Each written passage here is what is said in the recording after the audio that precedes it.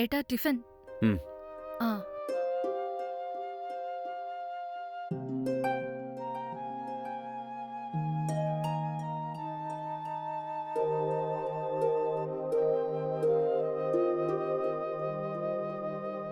ശരി, എന്നാ ഞാൻ ഓഫീസിൽ പോയിട്ട് വരാവേ. ആ ശരി ഏട്ടാ. ആരെങ്കിലും വന്നാൽ പുറത്ത് നിന്ന് സംസാരിച്ചിട്ട് പറഞ്ഞു വിട്ടേക്ക്. ഉം. അറിയാവുന്ന ആരെങ്കിലും വന്നാൽ മാത്രം അകത്ത് കയറ്റിയാൽ മതി. അതൊക്കെ ഞാൻ നോക്കിക്കോളാം. എന്നാ പോയിട്ട് വരട്ടെ. ഉം.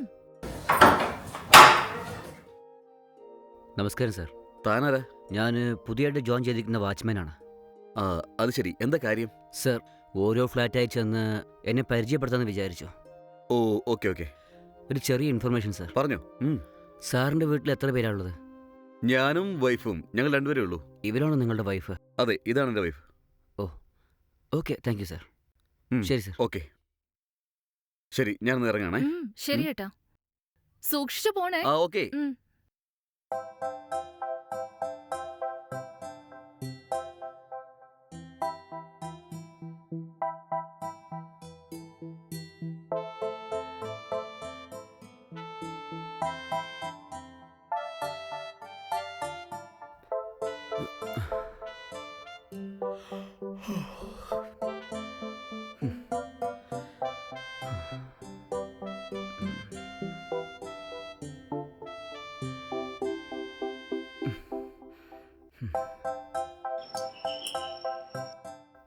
നമസ്കാരം മാഡം. നമസ്കാരം.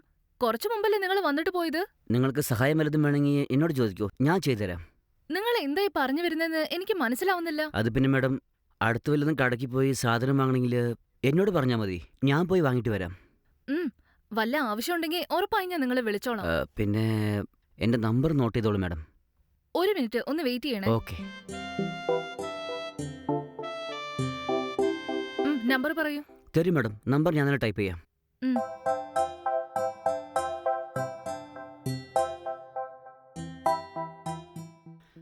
എൻ്റെ നമ്പർ ഇതാണ്.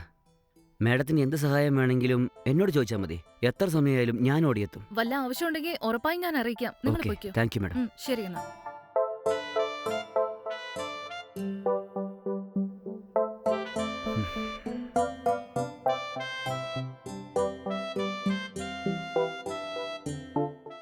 മാഡം, എന്താ കാര്യം? അല്ല, നിങ്ങളോട് ഒരു കാര്യം പറയാനുണ്ട്. ശരി, വരൂ.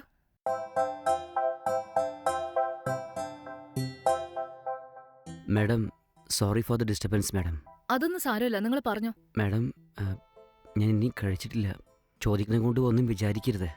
മാഡത്തിൻ്റെ വീട്ടിൽ ഷാപ്പാട് വല്ലതും ഉണ്ടാവുമോ? ഷാപ്പാടൊന്നും ഉണ്ടാവില്ല, ബിരിയാണിയാ ഉണ്ടാക്കിയത്. അങ്ങനെയാണോ? ഉം. ഞാനിന്ന് ഷാപ്പാട് കൊണ്ടുവന്നിട്ടില്ല. നല്ല വിശപ്പുണ്ട് മാഡം.